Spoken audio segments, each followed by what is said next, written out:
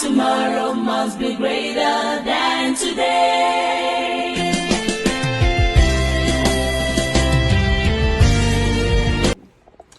Hey guys, welcome to our YouTube channel. I'm Favor and this is Obed. And please guys, we want you to subscribe to the channel, like our videos, like our contents, because we are coming fire. We just the beginning. So guys, let's go. So today what we're going to talk about, babes?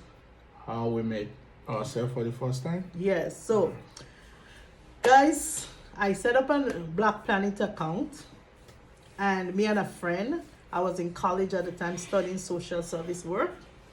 So we decided to set up this account, and boom, we got so many messages. But out of all the messages, I decided, okay, I'm just gonna reply to this one person that just stood out in my eye. This handsome guy just stood out in my eyes.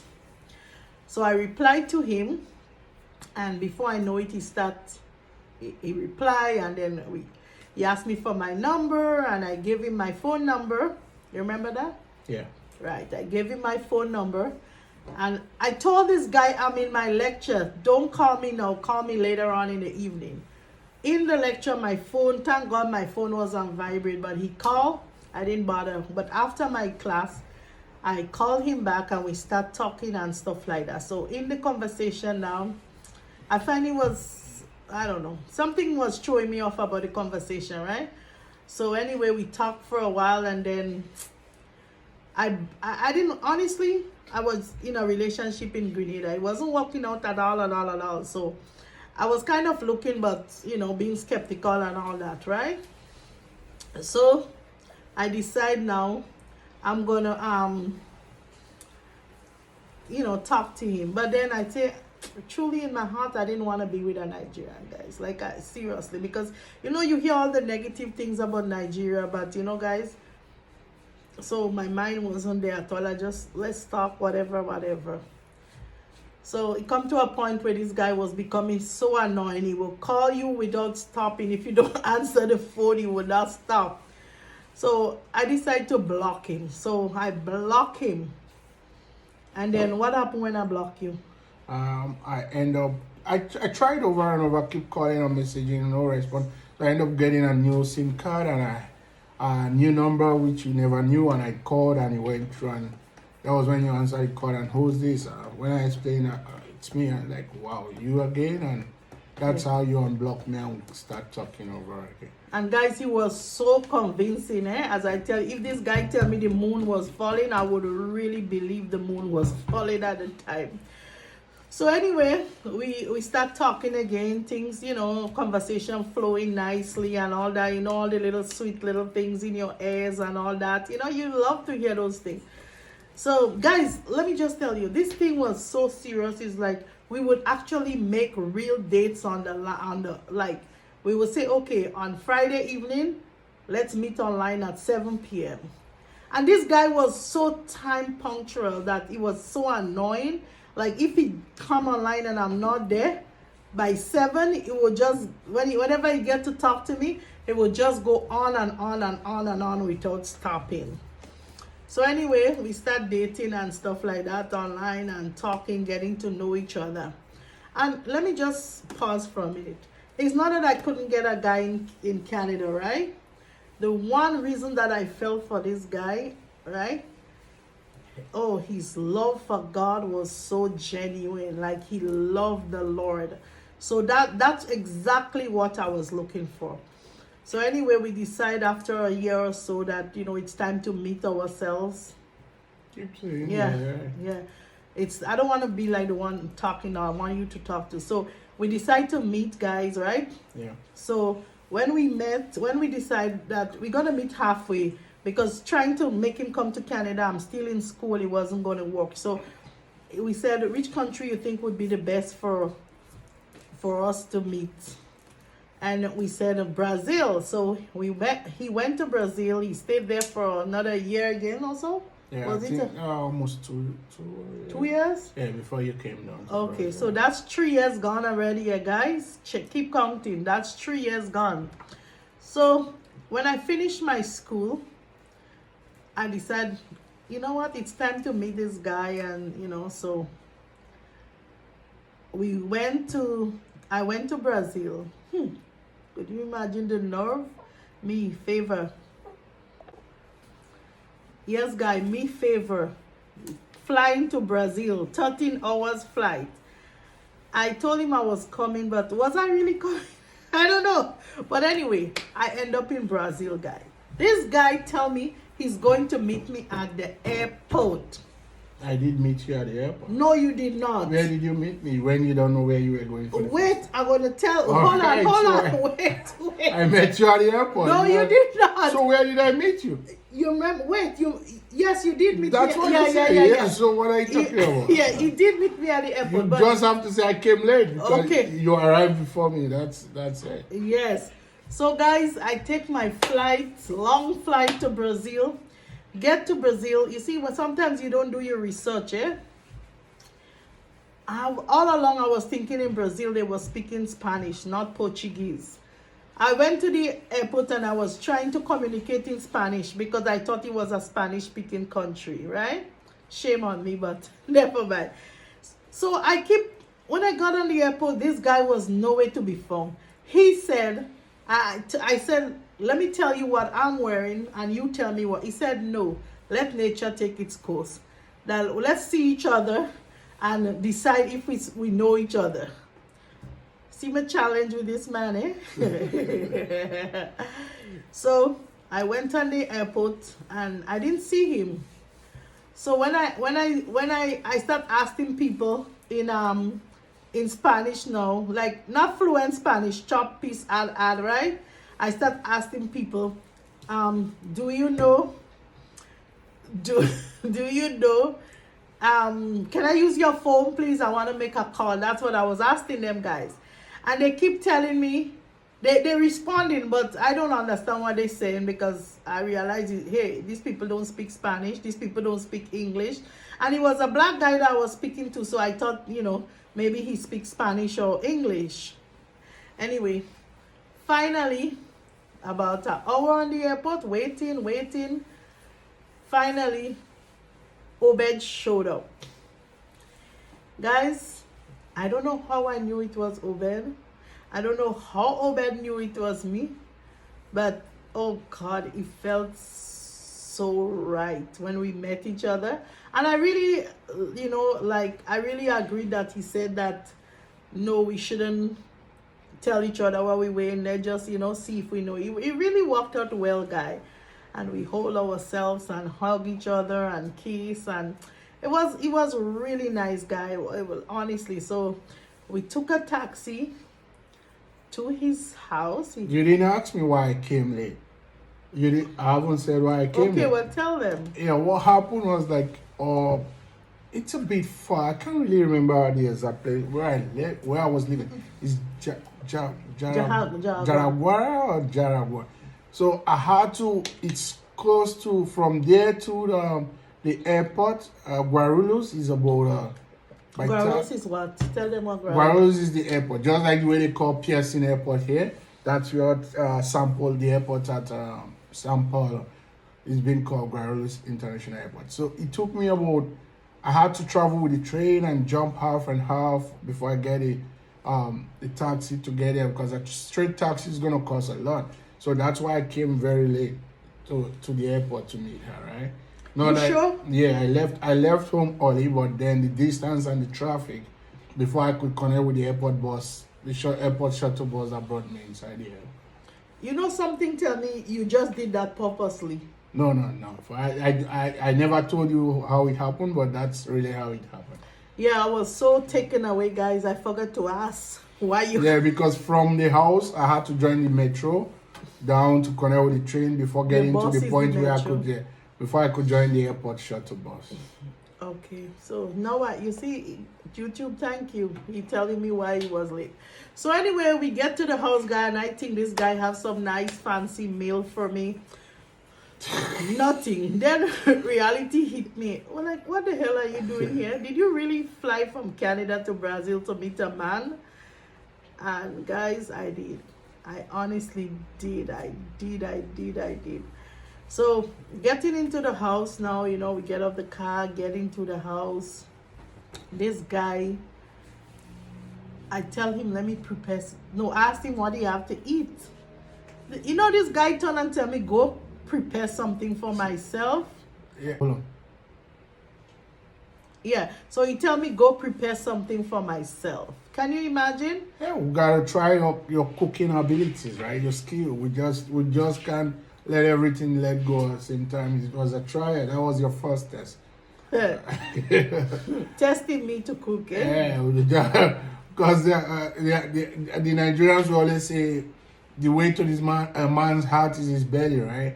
So I was like, okay, let me try for the first day, take her on away and see if she could First cook. day, baby?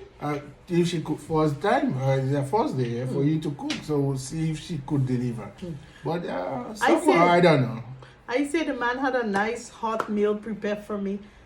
So anyway, he said to cook. So I said, okay, what you have to cook? I start looking around and stuff. This man gave me one piece of yam and a tin of tuna and tell me to cook that. That's fast food. What was readily available. And I would, because you're complaining that you're so hungry that you didn't eat, you refused the flight food. So that's the thing that could, like, less than 5-10 minutes, you should have something to eat. That's what you had. Don't buy it. Don't buy him. That's what he had. Yam and a can of tuna. You know how expensive yam is? So even if I have yam, at least I have something expensive. Husband, you could have had some bread or something in the house waiting. Yeah, but you still would complain about bread. You say just a dry bread. So and there's a little supermarket downstairs, down the house where I could get bread, but you never wanted bread. I did offer if I could buy bread, but you said no. Well, I didn't want you to feel bad. I just wanted to, you know, I'm that kind of person, guys. Like, I'm easy. Anything you give me, I'll eat. But I was kind of a little bit taken away by the tuna and the yam. But anyway, we cooked the yam, we cooked the tuna, and we ate, and it was good. Did you like it? Yeah, yeah. It wasn't too salt? No, it wasn't a salt. Answer. Was it salt? No, because it was a canned tuna, right? So it wasn't salt. Oh, I thought you tried to say I can't cook. No, I'm trying to say it's not a salt, like a cornfish or a saltfish, so to be salty for the first time, right? Okay, so we cook our tuna and our yam, guys, and we ate and we slept. I know what you guys want to ask. No. Anyway, so I spent my time in Brazil. It was well spent. We had fun. We went places. We get to know each other. And guys, guess what? Guess what? This guy asked me to marry him on my first trip. First time seeing him. And guys, I'm not going to lie. When I met this guy, I felt like I won the lottery. I hope you feel the same way too. Yeah, sure. You sure? Of course. Not because you're on camera, don't say that. What are you talking about? At least more than 12 years down the road. So why would you say something like that? So I know I'm just asking. I had to make sure. So anyway, guys, he asked me to marry, and in my crazy head, I said yes.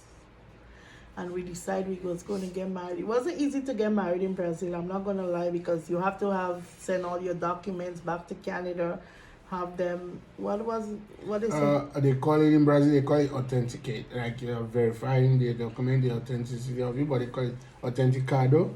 So they have to do the autenticado through the Canadian embassy in Brazil and send them back again. So we had to do that in Brazil to verify my document is proper, then send it back to Canada. Abigail, if you're watching this video, thank you very much for doing all the hard work for us. You remember, right? Yeah, she did. She was. Yes, so I had to add so I went there for 1 month, guys, and then I end up spending how much? 3 months. Yeah, because then after the authentication of the documents, they had to publish, do a publication. They have to take, I think 21 days or 30 days. Was a 30 days? Yeah, before to announce the wedding and publish it on newspapers and see if anyone has been married before to any of us and all that formalities before we could get married. Yeah, so basically what my husband is saying, that when you're getting married in Brazil first, you have to have the document verified in Brazil and in Canada, because since I was coming from Canada,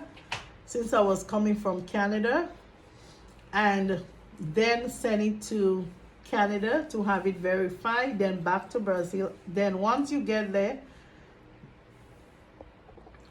yes guys, so we send the documents back in Canada. They came back after about a month to Brazil for us.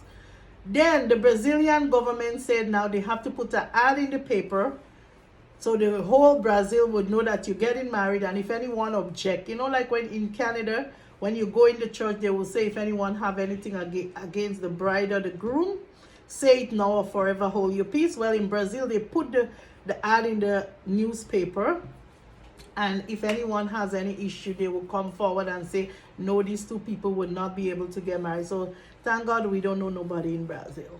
So they wasn't able to stop the wedding.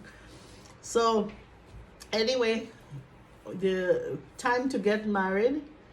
No, before that, babes, right? Wow. The interpreter. Oh yeah, a big shout out to Pastor Richmond. Pastor Richmond, I can't really remember your exact church now, but if anytime you come across this video, out of sight is not really out of mind. We're planning to come to Brazil to visit you and your wife and the church especially, because Pastor Richmond really played a huge role for us. It's really expensive to get someone who could speak Portuguese and English in Brazil as an interpreter, as a job for them. Wait, and somebody else to Sandra. Yes, Sandra as well. So you have to pay a lot for the interpreters. But our Pastor Richmond left his schedule for that day because it wasn't even a Saturday. Was it a Saturday? Yeah. Yeah, it was. Yeah, it was a Saturday, but he left his schedule and all he was doing to stand by me and my wife, and he was an interpreter for free. A professional. Because he's a standard Portuguese speaker. He could speak, he could write, he could do everything in Portuguese, because literally he's married to a Brazilian lady, a Portuguese.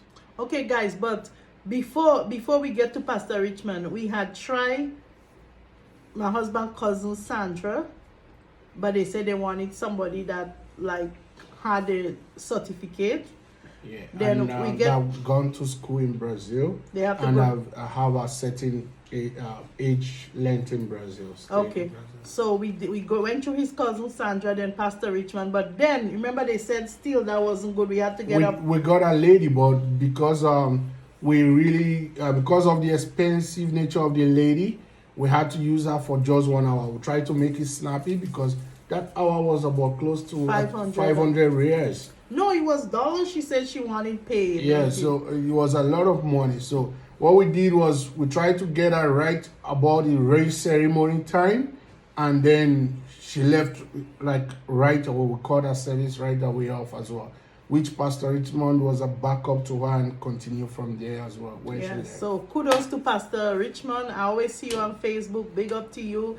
God bless you. And you know, so anyway, guys, we got married, and the next day after the wedding, I have to leave my husband to come back to Toronto. Yeah, that's because you spend she spent longer than we initial planned, or how would I say, we spend much time planning and publicizing or going through the procedures or the protocols of the wedding before the wedding, and we never knew it would have taken that long.